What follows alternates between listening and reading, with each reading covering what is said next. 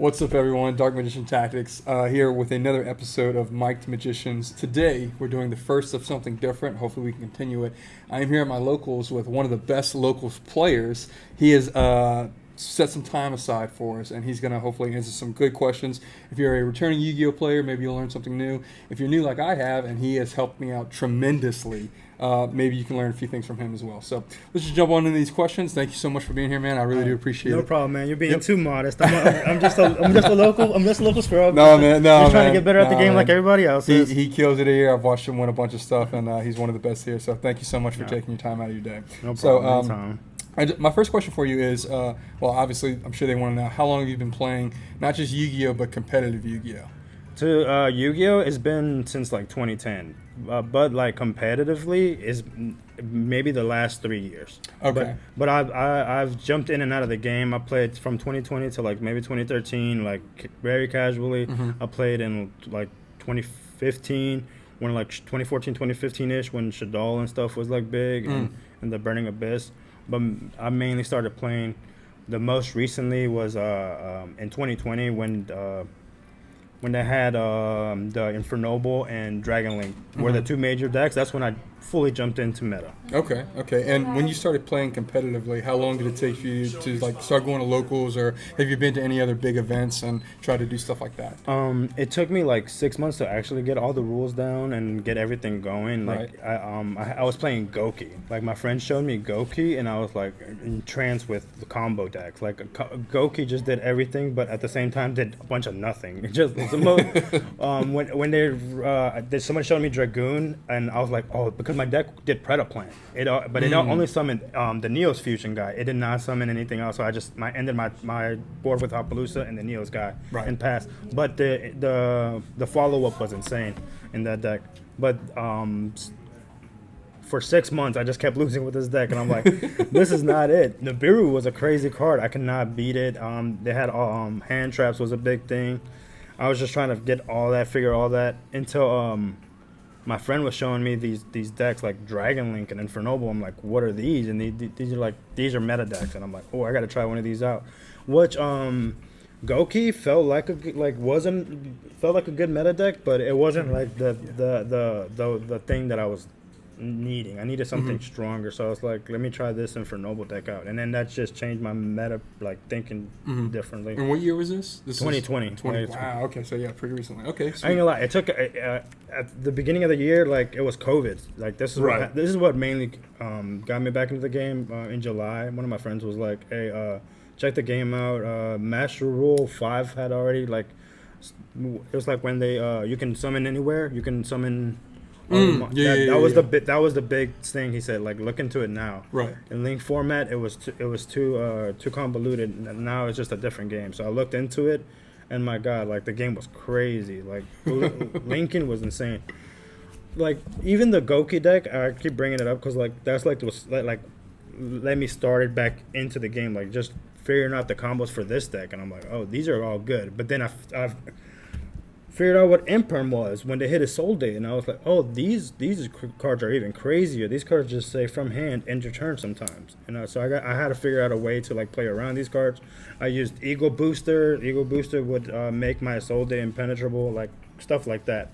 I would figure like just going to that locals made me like increase my theory knowledge, but learning a meta deck was like the biggest thing. Like that made me expand my horizon more. I got to learn more things. Unfortunately, the run of Infernoble wasn't big. It lost its best card, which was Smoke Grenade of the Thief, like 3 months later, and it made me pivot to a different meta deck. Like that was like one of the big things. I was like, oh, now I have to look for a different deck. I played it for a while. They had Calamity. I would the deck made level 9, so I would just overlay and make Calamity. That was another ban card. But so I would try to make it work, but eventually I just they hit all the major decks around that time, and I had to look for another thing. So it's like, Yeah. I was one of those people that I bought into the meta deck Right. and lost it to Right. the ban list immediately. Right, I was one of right. those guys. A So lot of people feeling that right now. I Yeah, think. yeah. So speaking of the meta, then it's a perfect pivot into my next question for you. So should DM and Blue Eyes, Dark Magician and Blue Eyes, be meta? And before you answer that, I have an example of why I think it should be. So in 2021, I think it is. Shout out to Loza. One of my inspirations that got me into Yu-Gi-Oh! He's a big Dark Magician Yu-Gi-Tuber. He did a YCS in 2021. 1,800 people signed up, and he made it to day 2 and got 117th place Ooh, with that's Dark good. Magician. I That's don't know awesome. exactly what his build was, but hearing that fairly recent, 2021, and then we know about the new Blue Eye stuff coming out next year, do you think it should be meta? I think we should have like a semblance of it in our game. Mm-hmm. Like these are like the poster childs of our game, like Mm-hmm. Blue Eyes and Dark Magician. So I feel like at our local or even at our regional level, we should have a rogue Dark Magician contender. Or yes, we are getting this new Blue Eyes support, Right. which puts it there and pivots it to the next level.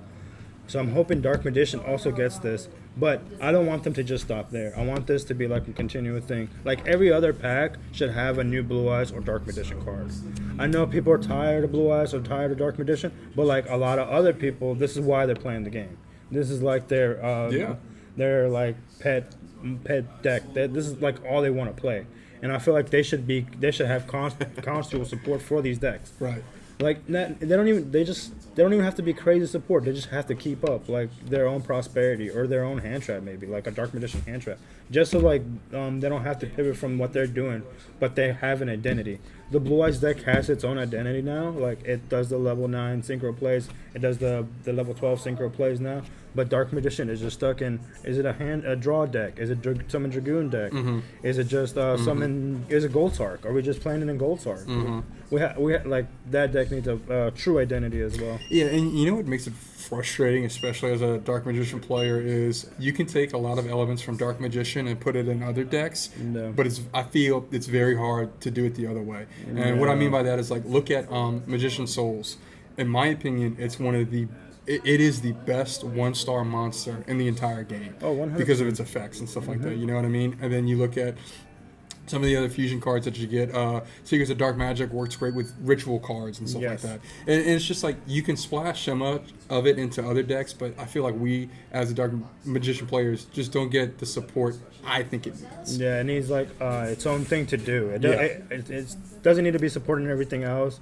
Like yeah, they get Dragoon, but like at its best, we were using it in Predaplant. We were using it with Predaplant. Right. And that's what became of it. But yes, I feel like it needs its own thing. It needs its reliable engine. Right. So should they be rogue with consistent support, or should they just stay for like casual play? Because you said it's the poster child, Dark Magician Blue Eyes. Like it brings a lot of money to the game. So does going rogue or staying rogue, is it fair for them to stay rogue or go more competitive and maybe lose a little bit of that consistency with the money?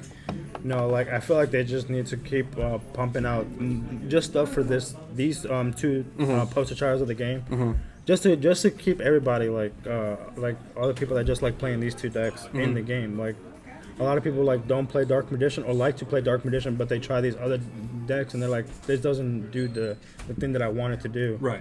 They like I get it. Sometimes you do have to put in the work, like to try to play a meta deck to make sure you know what you're doing with your road deck. But like Dark Magician's not even that right now. It's just chilling and Gold Sark stuff. Don't get me wrong, it's good. But like, have you seen Ubel? That deck is bonkers. Why didn't they get Ubel type support? Like eventually, like I feel like every deck should get some type of Ubel type of support. Like Yeah, that's what I was going to ask you next. So should all archetypes get this treatment, the same treatment, or different treatment? I think they all should get this treatment. Like Yeah. like Unchained was insane when they got Shavara and Yama. Yama was literally a custom fiend monster that we still see it to this day. Yeah. Because of fiends. So it's like we should get more of this like for every deck. Like I guess now Bellstar is a spellcaster, but she's not generic spellcaster support. Right. And I feel like we need like really good generic spellcasters, generic Yeah. warriors. Like we just lost to Soul Date. That was the best, but She was really broken. I'm not gonna lie. Right. I am Infernoble's greatest warrior, but she needed to go. She. By the way, Infernoble with the new Lacrima coming up, it's gonna be nice. Stay tuned. Y'all heard it here first on Dark Magician Tactics. Okay, so that's also a good transition into my next question. So you're constantly saying like new support, new support. The game has been around for 20 plus years now, and it's constantly changing. Whether for the good or the bad, I don't know. You probably know more than I do, but there's a lot of different mechanics and ways to play the game. And it does feel like Dark Magician, as its archetype, has been left behind. But some of the new mechanics are things like hand traps. Do you think it's mandatory, not just in Dark Magician or Rogue decks, but in the game in general? How do you feel about hand traps? Hand traps are in a weird spot at the moment. Mm-hmm. Like I feel like every deck just has a 1-card combo and a bunch of extenders, but I feel like they need to figure out another way to like move past that. I feel like we need to be playing with like more engine decks, not just stop my opponent with one hand trap. Okay, now I can go. Crossout is a good counter to this stuff, but it's not the best. I feel like that card also hits engine, and then so like at some points, if you're playing the same deck as somebody, you set crossout, and they summon the monster that you have in your deck. That's literally activating Solemn Judgment on their normal summon. And that's never good. So I feel like we just got to find different ways to play and different methods. Like I feel like hand traps are fine at a moderation, but it shouldn't be like Tenpai at the moment plays 18 main engine and 22 non-engine, which is it can be anywhere from 6 to 7 board breakers, and the rest is just hand traps. They're just planning to just stop you from playing the game, and I feel like we should move away from that or try to figure out a way to play around that. So more interaction is what you would like, not necessarily old school Yu-Gi-Oh, because that took, like, in my opinion, way too long, but it was still more fun, the interaction. And I feel like a lot of times now a game can quite literally be decided by who wins the dice roll, on top of depending what they're playing and stuff like that. So like my next question then would be like board breakers. Do you think they're OP? Are they not strong enough? And then what's the difference between a board breaker and a floodgate? A board breaker is, I think, a band-aid to the game. Like evenly matched today, we saw in the finals. Like the guy. Yeah, it's today. Yeah. The guy cleared Yassine's full board with one evenly match, and Yassine thought he had the out, but man opened a second board breaker, which was the Dark Ruler. But I feel like that approach is strong, but like I feel like they're just band-aids. I figured, like, and then their new band-aid is trying to do a hand trap before they even commit to a play, like the new Molcharmy cards. I think those are too crazy too. But like, I feel like instead of like saying that they're bad for the game, I feel like we just need to approach them in a different way. We need to find different ways to play around these cards. I feel like we're doing too much with our extra decks. I feel like we're doing too much with our main decks, summoning from the main deck too much. I feel like we just need to figure out a way to pivot our thinking. But then it goes back to the board breaker. If you make like these smaller boards, any board breaker will just toast your board. Like Lightning Storm can just you didn't set up good enough or wide enough, or you can even make an interaction to stop the Lightning Storm. You just get cleared, and then your opponent can now do all their oppressive things in their deck. Right. So it's just, I feel like we're just in a weird spot with hand traps and board breakers. I don't know which ones are better. I can't tell.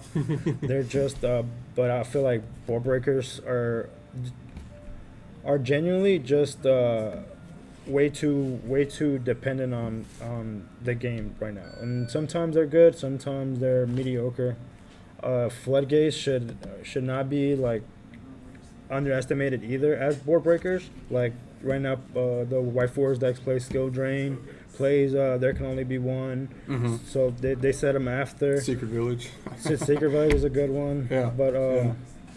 But all these decks are playing like these type of cards to like break boards, and I don't feel like those are efficient enough. But I also don't feel like hand traps are efficient enough. So the game is just in a weird, like, trying to like figure out like the balance.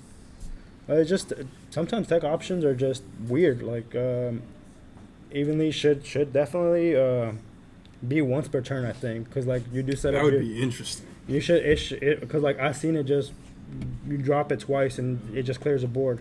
But like you did make the interaction for it, you did prepare for it. But since it's also like Dark Ruler no more, like they have the spell and trap to negate it, and then they open the second one. I feel like all these cards should have been better worded in their wordage. But I understand why they have to be so powerful. I don't want to get started on the grammar of Konami. I bring it up, I feel like, in multiple videos now, but we talked about it here. You guys broke it down for me, like the Aya Tomias and Rod situation. You know what I mean? Like, and then I know Bell has the same issue. So like, they really just need to like tighten up on that translation or printing initially, And just the OCG, to like, kind of make it better. Yeah, and the OCG, it looks like they have their wordage like good. Like, they have used bulletins to show where the effect starts and ends.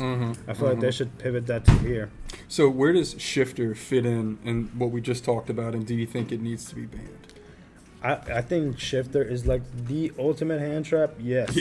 You do have to draw it. I understand that, but like it just does so much. And it's at 3, right? Yeah, and it's at 3. Yeah. You're running a 40 card deck. Like, it's probably pretty good. You're gonna get it to it. And then all the shifter decks do like run 40 cards. Like, there's not no shifter deck that plays not more. Like, even the Ritual Beast deck like should be playing more than 40, but it doesn't, just so it can reliably draw the shifter and win 33% of its games just through shifter. Like, I feel like Ritual Beast has his identity, but like it's taken away because it's also a shifter deck. So like it has all its combos. It can play hand traps. It can do all the things, but since it's also a shifter deck, it's classified as that. A lot of these decks should not. I'm not gonna say exist, but like they should like lower probably the counter shifter, probably even to 1, because that card is just too oppressive in our current game. But I understand the people that like the shifter decks, like the bird deck, and they feel like that they need this card to like have that deck still viable.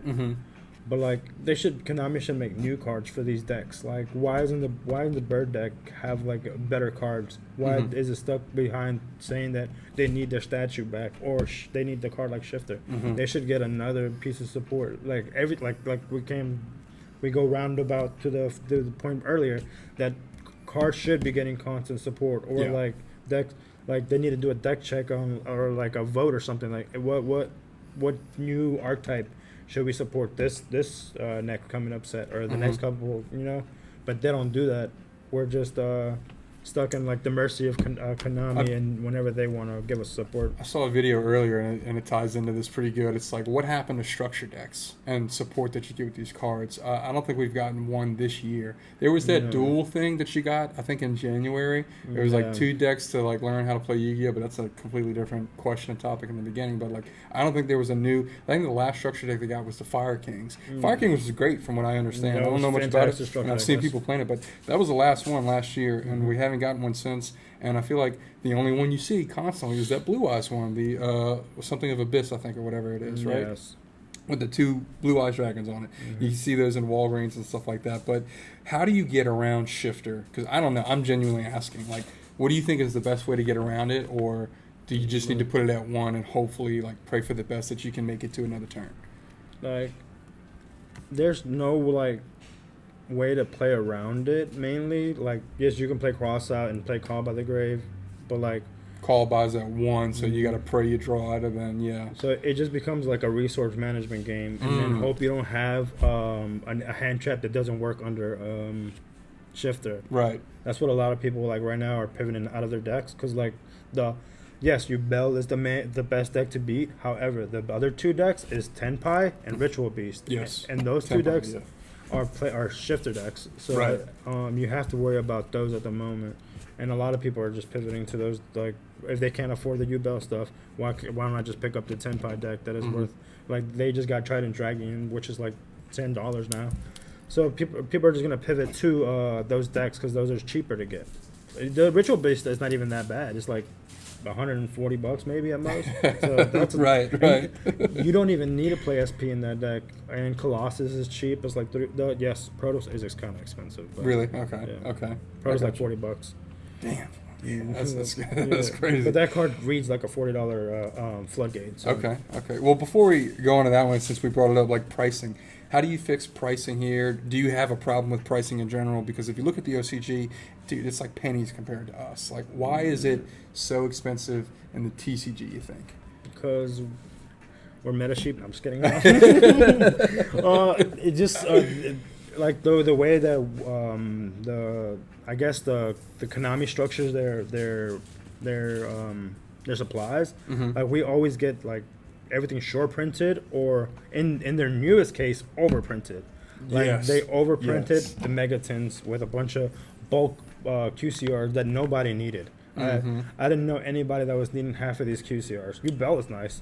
U-Bell was awesome. Yeah, I don't but know nobody looking for, limbs of Exodia, DMG, or Karibo, or no. I mean, it's Like- fun to have, but like to actively seek it, I don't know. Yeah. Gadget Trio or the Yeah. gadgets and stuff. Yeah, I like don't know. I get those are like for Edison maybe or for Okay. like stuff like that, but like they should have their own product. They should Yeah. not be intertwined with our product. Yeah. That's bulking up our product. I understand that Edison players need their what's it called, but they need their separate. This can show Konami like, hey, there is Edison out there. Like, there's Mhm. other formats that other people are interested in. Like, they should put more product out for these Right. other. They shouldn't be tied into our products at all. Like I don't want to pull a red gadget when I'm buying like my only 10 for the week, Like, Right. I want to pull a necessary card like SP. My friend needs an SP. I just want to open a 10 so he can get an SP. Right. Stuff like that. Like I just want to help out. No, I agree. They can't even hook me up. Like So, what is the biggest problem with Yu-Gi-Oh right now, competitively in the TCG, that you see, whether it be here at locals or on Discords or conversations that you have with friends? Like, what's the biggest issue plaguing us? it's just one card combos. I think like I feel like we're just leaning towards that too much. Yeah. And I feel like we need to like figure out how to step away from that. Like the White Forest deck is good, Yeah. but it's also stuck behind being a 1-card combo. I mean a 2-card combo deck. Like it needs a runic card and it needs a White Forest a runic or toy and a White Forest card to always do like its full combo. Mhm. It can do somewhat of a combo by itself, but it's never anything crazy. So like I feel like that should be part of the game though. You should be able to like have both your pieces. Samsara Lotus shouldn't end on this crazy board. Beckoning Beast ends on a crazier board than Samsara Lotus. Yeah. And that shouldn't be part of the game, I don't think. Like, and it doesn't change when the new stuff comes out. Mm-hmm. Malice and Rizio, the new archetypes that are coming up, are both really good 1-card combo decks. Okay. So, and that's like the next meta shift. Oh, what's a better way to put it? Like, power creep? That's like Yeah. that's our next wave that's coming. Like, yes, they're giving Fiendsmith support, all this support, but we're also getting these new Mulch Army cards that also power down all these strategies, but keep the new strategies. They make them, design them to play around or through these cards that they make. So they're already on top of it. They already know how they're gonna balance out these cards. Like, yes, the Malice card can get hit by the new Mulch Army, but it makes like a pretty good board enough to like last another turn. Mm-hmm. Which like let's say you try to do that with Fiendsmith, you hit it with the Mulch Army, your opponent is drawing like 5 cards off your Fiendsmith engine alone. Mm-hmm. So I don't think that's should be part of like they got to figure out a better way to like balance that. Right.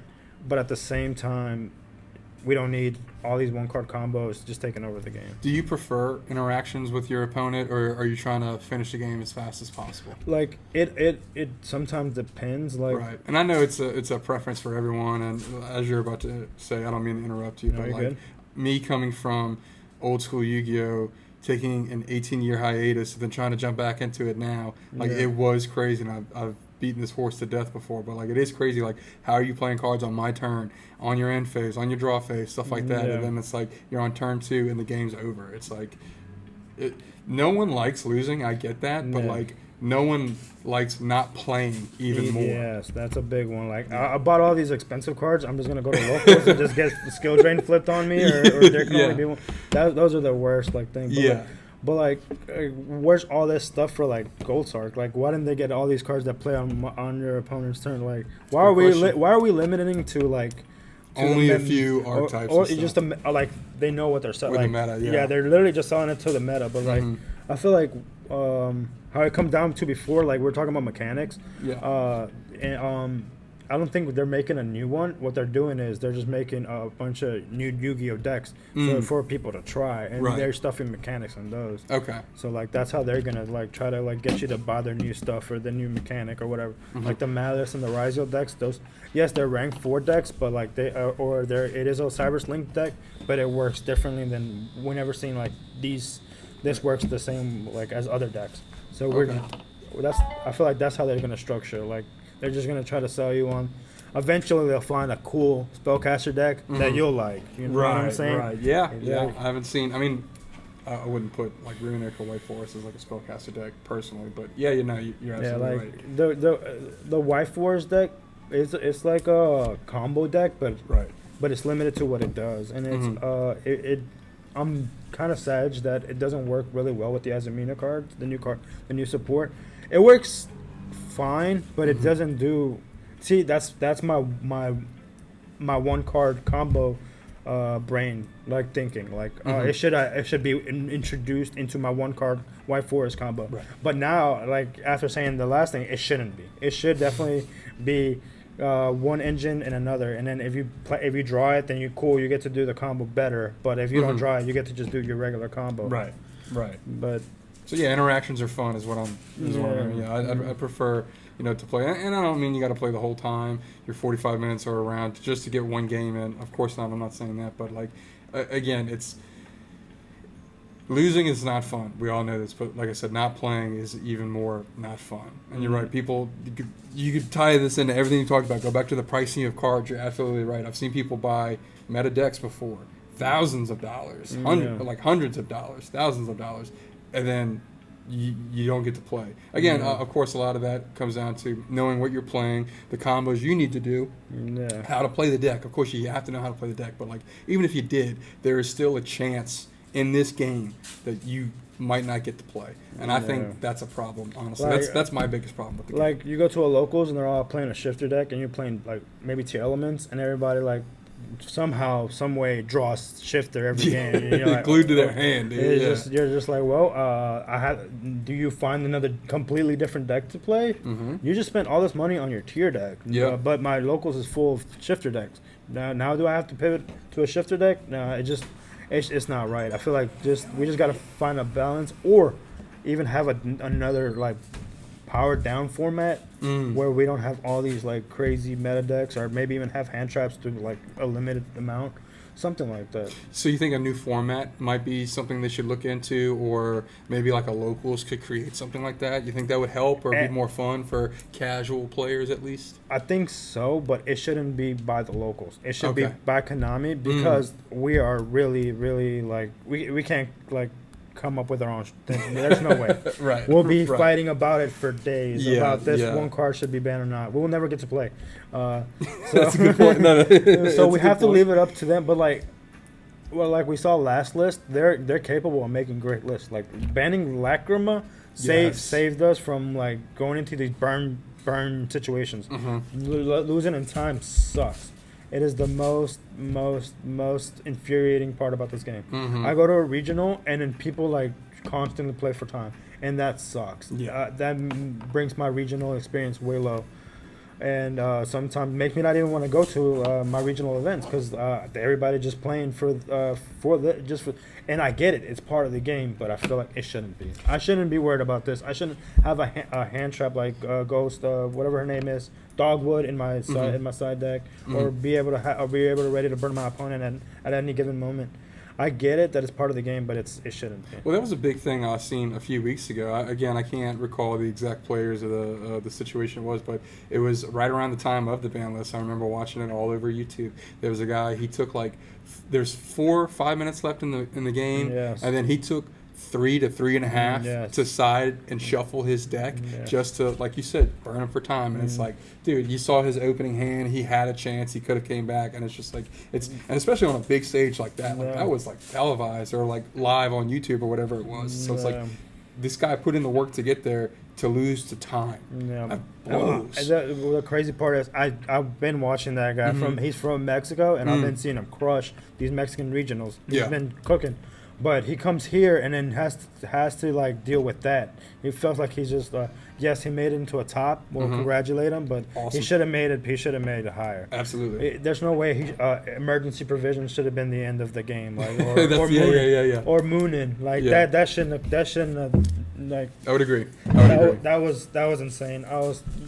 Those games I hate watching. Like I watch them and then they get infuriate me, and I'm like, why am I watching these? Like I think the first game of the what was it, the World Championship, the first game, it ended on lacrima burn. I'm like, okay, I don't think I need to watch Worlds. Like I think I'm good. Like this is the experience every game. Yeah, like, Worlds just burning for game. That literally was the experience. The last game was the most interactive game, and that's because like they both like kind of bricked and like hand trapped each other a bit. And but like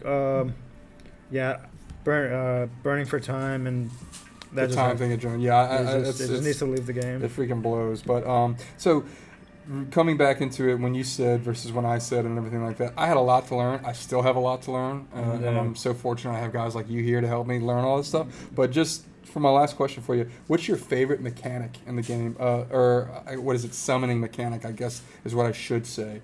And then, do you think we need another one, or should some of them go? Because link climbing, we just talked about it before we started rolling, is crazy to me, and I've never touched a pendulum card in my life, and I don't think I ever will. There's many mechanics that I like. I generally just like playing the game, but like I'm like enthralled with like pendulum, like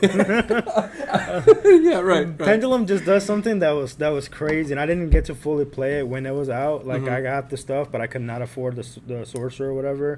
But now they have a bunch of new cards that you can play, but unfortunately they handicapped it, and we're missing some of the best cards.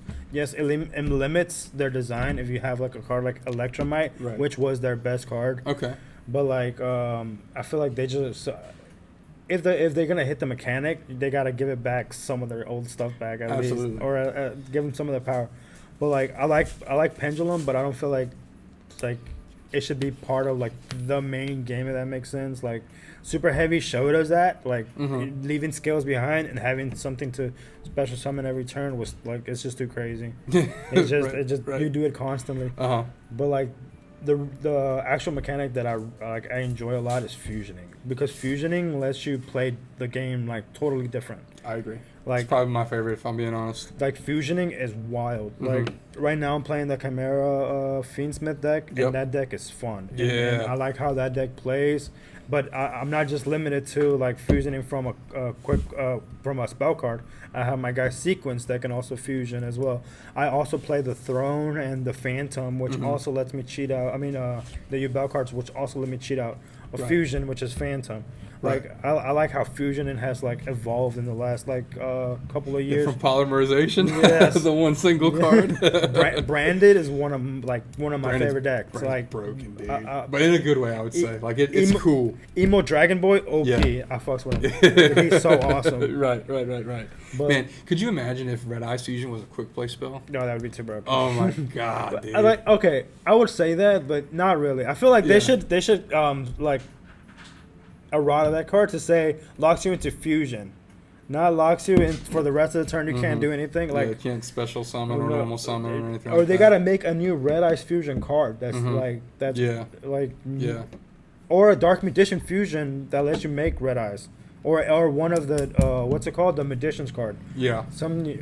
I feel like it should 100% stay in the fusion zone, because we've seen with Branded, it was really good with all these other fusion like the Predaplant engine. It was all good with those. So I feel like it should stay in the ballpark of being a fusion deck.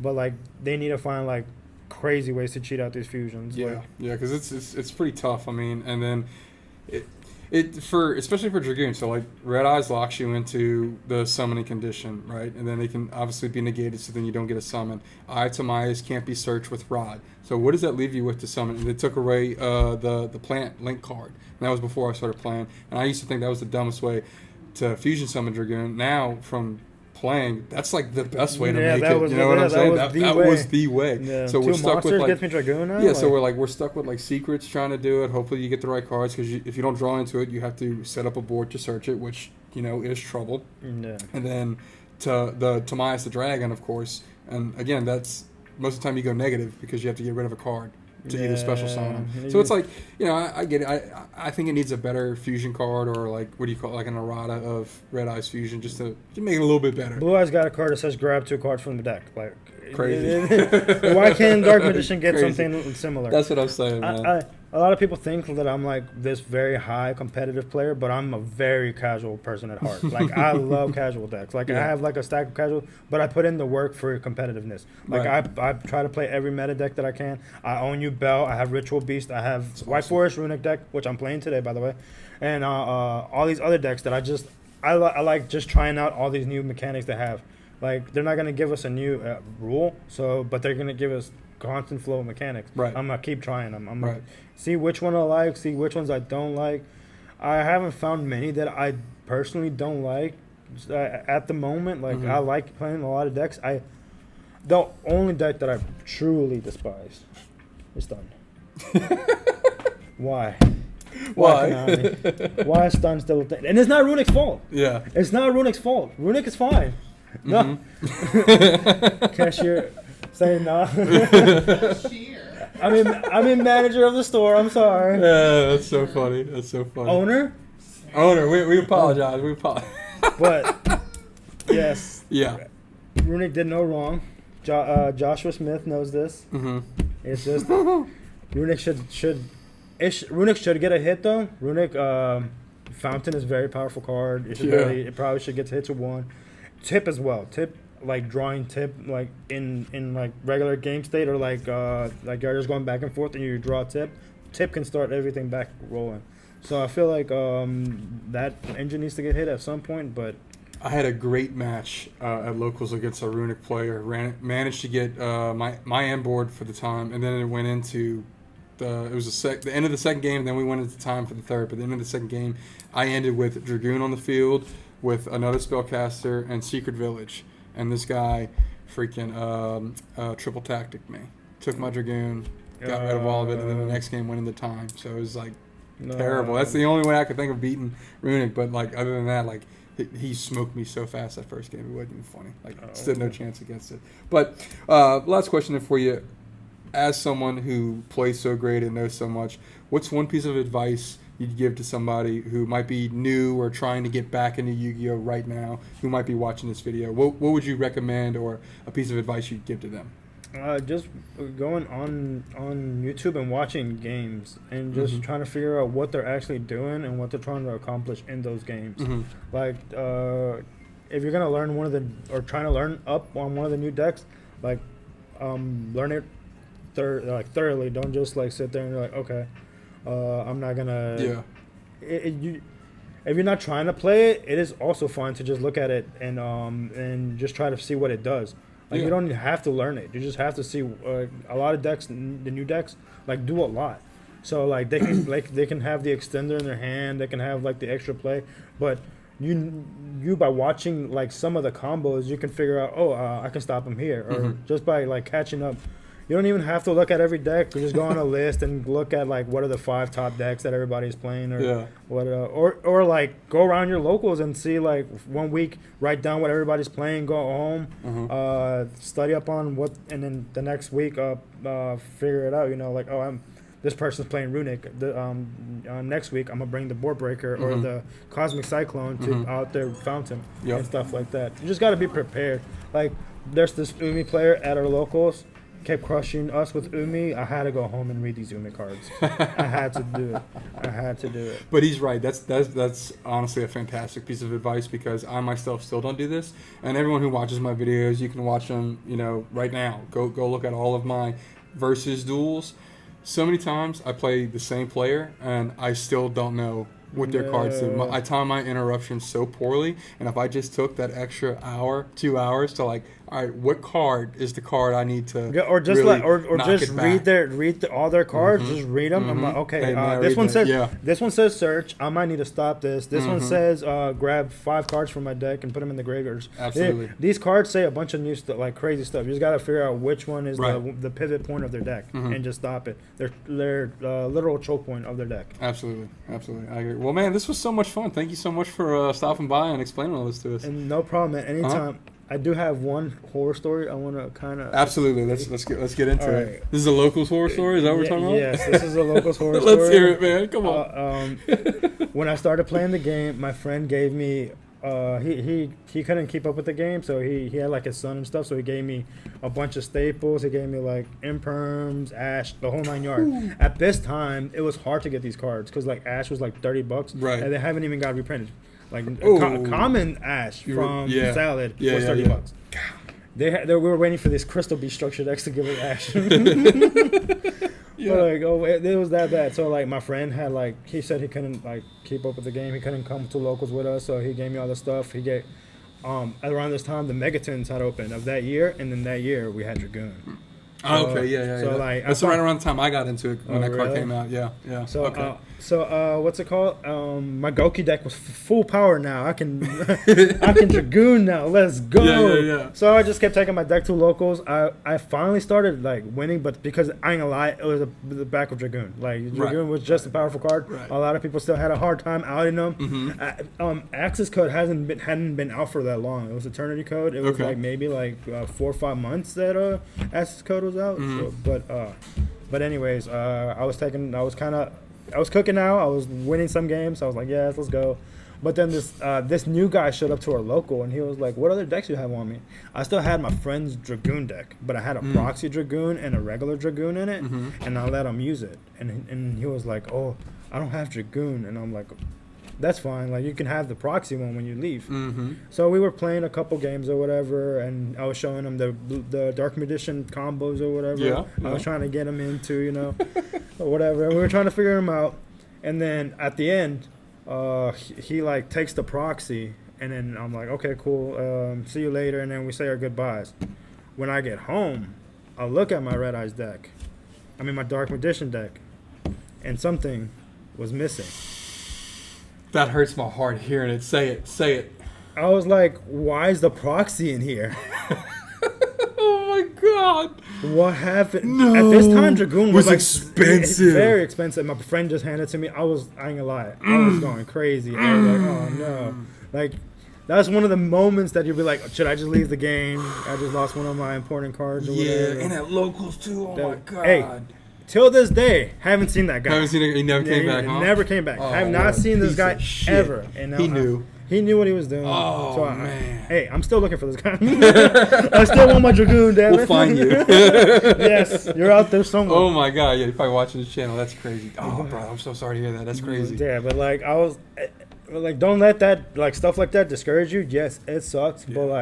but the game. But is for every good. one of those, there's a million more of guys like this who take their time out to help you and teach you the game, and you find all kinds of people at locals, and it's one of the best experiences I've ever had. So thank you so much, man. I really do appreciate it. No problem, anytime. Yeah, so, well, guys, if you made it this far, please leave a like, consider subscribing if you haven't already. Drop your comments down below. Tell me more about any horror stories you have, or you can answer any of the questions that I had asked my friend right here. So until the next time, you guys already know, enjoy the rest of your day, and I appreciate y'all. Peace. Bye.